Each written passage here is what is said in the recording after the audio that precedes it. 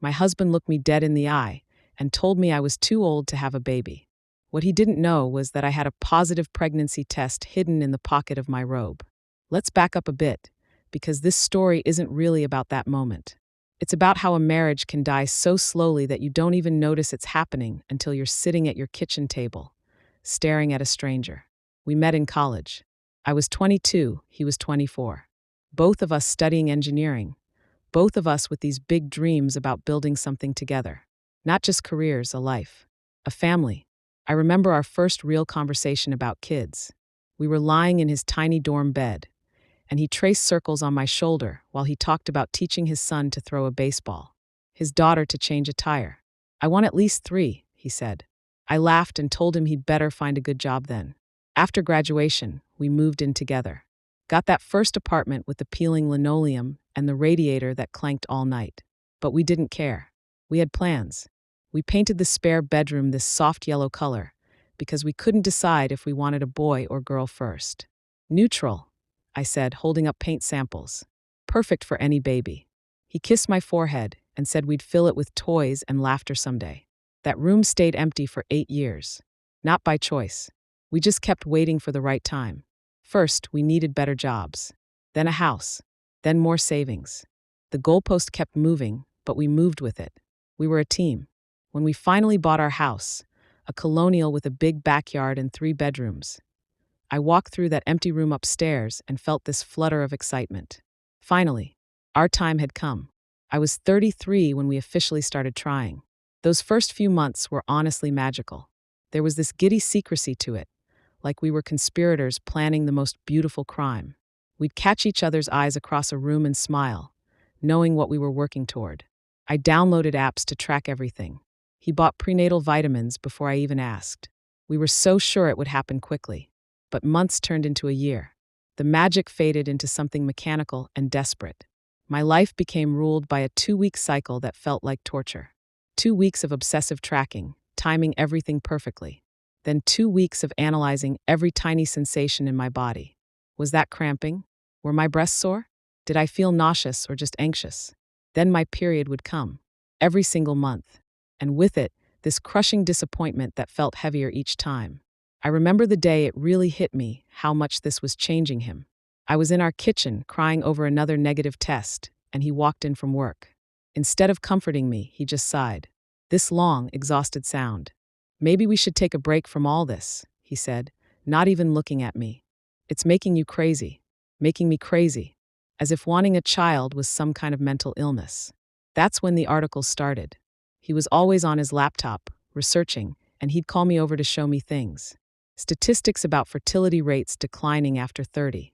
Studies on chromosome abnormalities in geriatric pregnancies. He'd read them in this calm, factual voice, like he was giving a work presentation. When I told him it was upsetting me, he'd look confused. I'm just trying to be informed. We need to look at this logically. Logic became his favorite weapon. We'd be at dinner with friends, and someone would mention their pregnancy, and he'd lean over to whisper something cutting. She's 28. Still in her prime. Or we'd see a family with young kids at the park, and he'd shake his head. Smart. They started early. Every comment was designed to remind me of what I was failing at. The worst part was how he started pulling away physically. Sex became this clinical thing that happened on schedule. No romance, no connection, just duty. I tried once to surprise him, to light some candles and put on music, to remember what we used to be like together. He gently pushed me away. It's not the right time in your cycle. Let's not waste the energy. Waste the energy. Like loving me was a waste. I knew I was losing him. I could feel our marriage dissolving, but I couldn't figure out how to stop it. So I did something I'd never done before. I went behind his back. I found a fertility specialist and made an appointment, telling him I had a dentist appointment. Sitting in that waiting room, surrounded by other couples holding hands, I felt like the loneliest person alive. But the doctor changed everything. Dr. Martinez was this warm, confident woman who looked at my charts and smiled. 35 is not a cliff, she said. We have so many options. There's still plenty of time for hope. Hope. I hadn't heard that word in so long. She explained about treatments, about IVF, about all the advances in reproductive medicine. For the first time in months, I didn't feel broken. I left that office with something I'd forgotten existed possibility. That's what made me take the test that Tuesday morning. I'd been feeling off for a few days. Tired, slightly nauseous, but I'd felt that way before during the 2-week wait. False alarms that led to crushing disappointment. I almost didn't bother. But Dr. Martinez's words kept echoing in my head. There's still time for hope. I dug the test out of the bathroom drawer, expecting nothing. 2 minutes felt like 2 hours. I stared at myself in the mirror, taking in the stress lines around my eyes, the way this whole process had aged me. I could hear him downstairs making coffee, probably preparing for another day of spreadsheets and logical decisions. The timer on my phone buzzed. I closed my eyes and looked down. 2 lines. Clear, bold, absolutely unmistakable. My knees went weak. I gripped the bathroom counter and stared at that little piece of plastic like it might disappear. This was it. This was our miracle. The thing we'd been trying for, praying for, fighting about for 2 years. But instead of pure joy, I felt this terrible knot of dread in my stomach. Because I knew him now. I knew what he'd become. And I wasn't sure this news would survive contact with the man he'd turned into. I slipped the test into my robe pocket and went downstairs on shaking legs. He was sitting at our kitchen table with his coffee, wearing that serious expression I'd learned to fear. The one that meant he'd made a decision and was about to inform me of it. "We need to talk," he said without looking up. I sat down across from him, my heart hammering. The test felt like it was burning a hole through my pocket. He launched into this speech he'd clearly prepared, about being realistic, about how we'd been trying for 2 years with no success, about how expensive fertility treatments were, how stressful this whole process had been on our marriage. His voice was calm, measured, like he was presenting a business case. "I think it's time we seriously consider that this might not happen for us," he said. "Maybe we're fighting against biology here." I didn't say anything, just sat there, feeling the weight of that test in my pocket. Then he delivered the final blow. "Let's be honest. You're 35.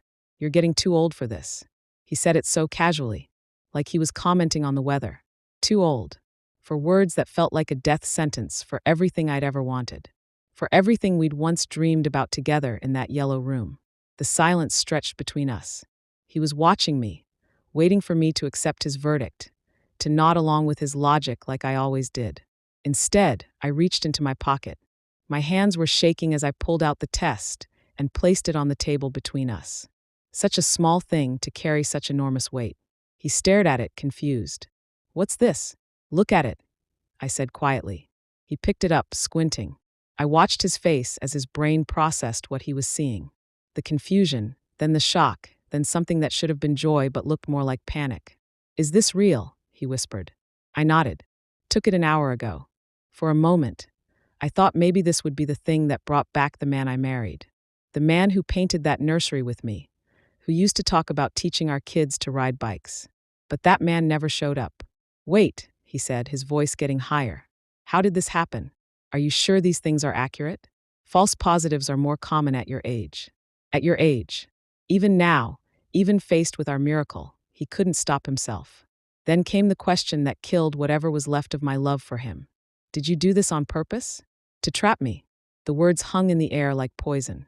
He thought our baby, the baby we'd been trying to conceive for 2 years, was a trap.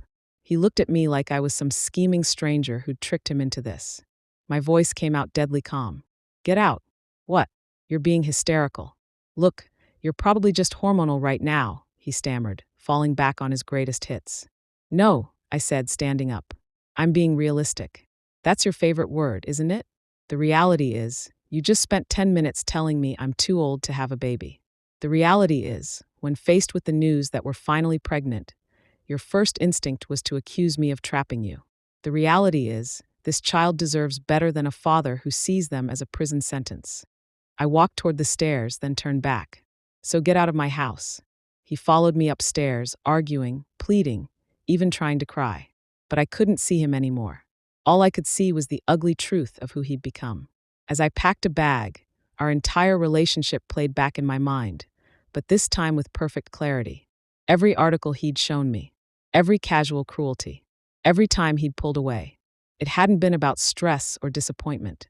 It had been about his fundamental cowardice. When things got difficult, when love required actual commitment and sacrifice, He'd chosen to tear me down instead of building me up. He'd made my age into a weapon against me, made my body into evidence of failure, made our struggle into my personal failing. I left that afternoon and never went back. The terror of starting over alone at 35, pregnant, with no clear plan, was immense. But it was nothing compared to the soul-crushing despair of staying with someone who thought my worth had an expiration date. 9 months later, I held my daughter Clara in my arms. She was perfect, healthy, beautiful, absolutely worth every moment of fear and uncertainty. As I looked down at her tiny face, I realized something. He thought 35 was an ending. For me, it became the beginning of my real life with my child. The year I finally became old enough to stop letting anyone else determine my value. Clara's 3 now, and sometimes she asks about her daddy. I tell her that sometimes people aren't ready to be the parents we need them to be. But that doesn't make us any less worthy of love. She'll never know the sound of disappointment in someone's voice when they look at her. She'll never be anyone's consolation prize or backup plan. She'll grow up knowing she was wanted, chosen, fought for. That's worth everything.